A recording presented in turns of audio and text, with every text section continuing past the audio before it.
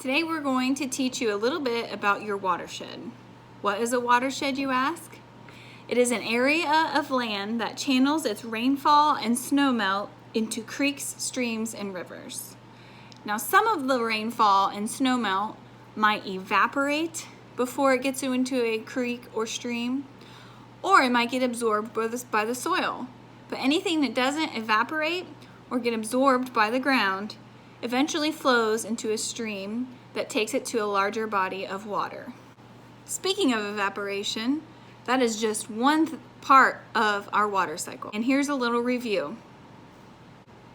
When it precipitates, we get rain, snow, sleet, and that water falls on the ground or in the oceans.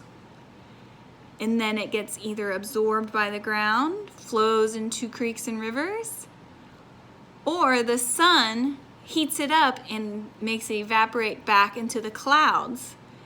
When that water vapor gets built up in the clouds, then it'll precipitate again. Hence called the water cycle. Water is always moving and a part of the cycle. We have the same water now on Earth that the dinosaurs drank when they were here. So our water isn't going anywhere. But we do want to take care of our water, because when we cause pollution to it, it takes a lot of money and time and resources to clean it back up. And if we don't get it cleaned up, then it can cause some serious damage to our wildlife that rely on it, including us. Today, Jacob and I are going to be demonstrating the difference between point source pollution and non-point source pollution here on our Enviroscape. This Enviroscape is owned by the Shelby Soil and Water Conservation District, and I can bring this into the classroom and do demonstrations with your students in Shelby County if you'd like. Point source pollution. It is a source of pollution that you can actually point to and say, that's where it's coming from, that's what it is. Here on our watershed, we have a whole community of different things going on. We've got our construction site, we've got our community of houses, we've got a golf course, a little mountain with some forest, we have a sewage treatment plant, we have obviously a creek going through here. Up here we have a big factory. Down here we have a big farm.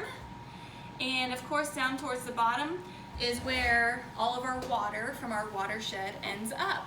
And that is a lake or a pond. What do you think that one is, a lake or pond? Lake? What's the name of our lake? Indian Lake. Indian Lake, that's a good one. Okay, so back to point source pollution. It's a pollution where we can point to and say that's what it is and that's where it's coming from. And to demonstrate that, we're going to start off by coming to our factory up here. So we have some soy sauce here. On top of the building? Right here, this hole. If they do not take care of their waste properly, what's happening is that it's coming out of the factory, out of a discharge pipe, going directly into what, Jacob? Where is that going? In the lake. Yeah, in the lake. Okay, that's plenty. So this pipe right here coming from the factory discharges directly into a little creek up here. May not seem like much, but that creek water eventually flows down all the way down here. But we can point to that source and say, this is where the pollution's coming from, and this is what it is. Next, we are going to demonstrate a point source pollution from our sewage treatment plant. So sewage treatment plants collect sewage from houses and other buildings and businesses in the city.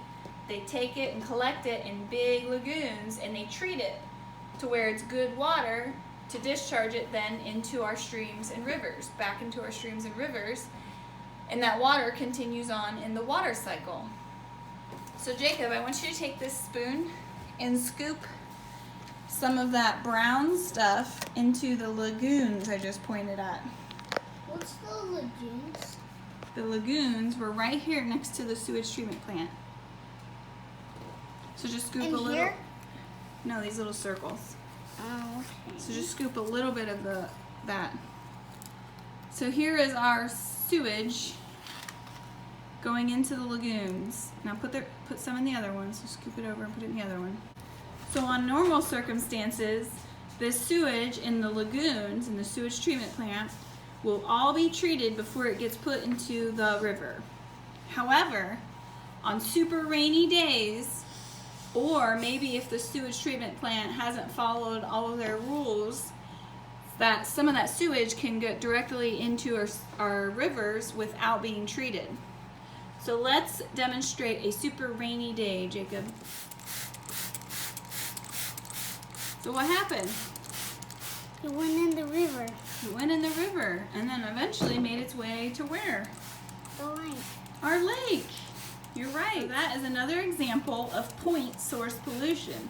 We can point to this lagoon and say this is where it's coming from and this is what it is. So now on to non-point source pollution. Non-point source pollution comes from a wide variety of things across our watershed that we cannot pinpoint an exact location of where it's coming from. So our first example of this is up here at our job site.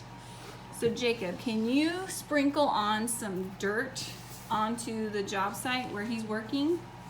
They had to remove the grass or vegetation that was on top, and what we have is loose soil. So Jacob's sprinkling on some loose dirt up here. Next, up here where we have our golf course and our community of homes. Lost the building. Yeah. I lost the building. I lost the building for the golf course. We have a golf course owner that has applied way too much fertilizer to his golf course. Same with the homes but around in their lawns. They have applied way too much fertilizer.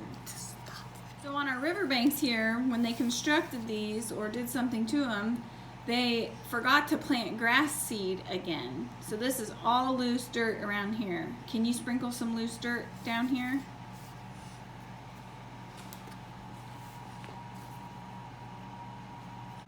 Over here on our farm, this farmer is not practicing no-till, and he tills up his soil each fall after he harvests.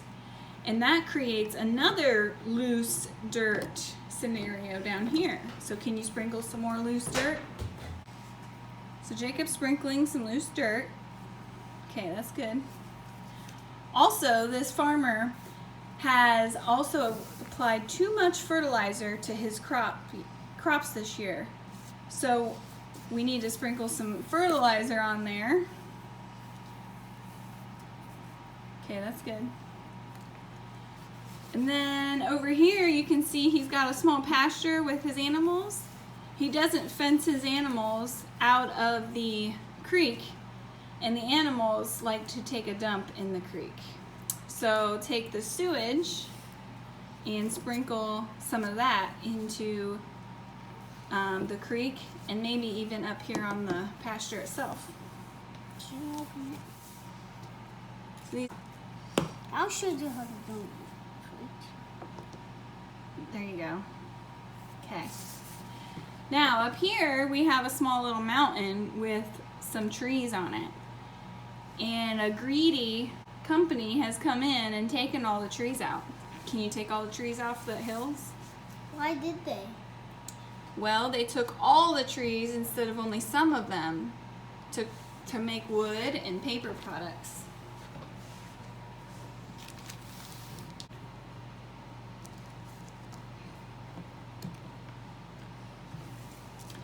So when all the trees are removed and no vegetation is left, we also have a loose dirt situation up here too. So can you sprinkle some loose dirt up there?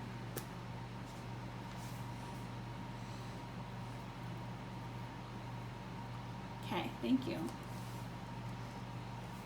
Now, we also have some oil spills. Some cars on the parking lot of this hard surface up here. It's okay.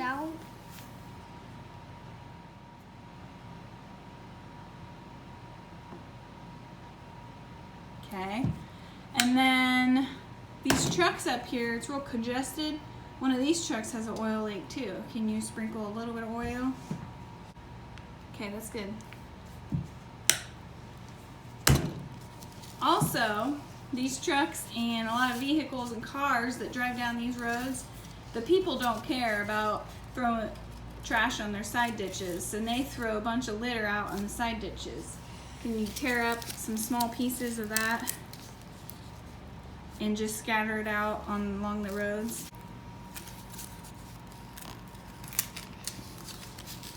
Okay, that's good. Now, we haven't had a lot of rain in a while, and our lake is looking kind of dry. But there's a big storm coming tonight. What can you guess is going to happen, Jacob? It's gonna get. The trash is going to go in the lake. The trash is? What else is? Do you know? The loose dirt. The loose dirt? Yeah.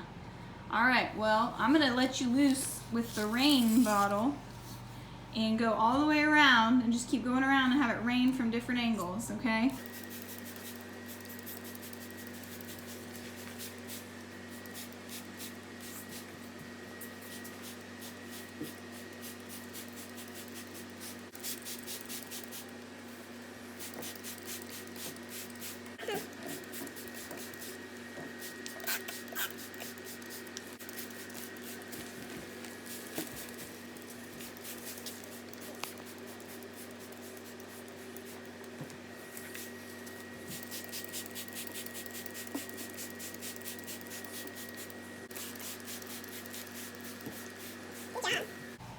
All right, Jacob, what's happened to our Indian lake down here?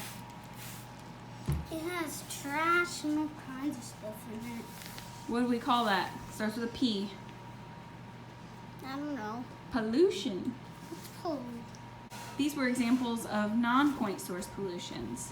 It's not real clear where all this pollution came from because it was scattered throughout the whole watershed, and it came from many different places. It didn't just come from a pipe that we could just point to, okay? Is that a lake that you would want to swim in? No. Why not? Because it's all kinds of stuff in it. All right, it's time for our joke. Knock knock. Who's there? Hatch. Hatch who? God bless you. Oh, thanks.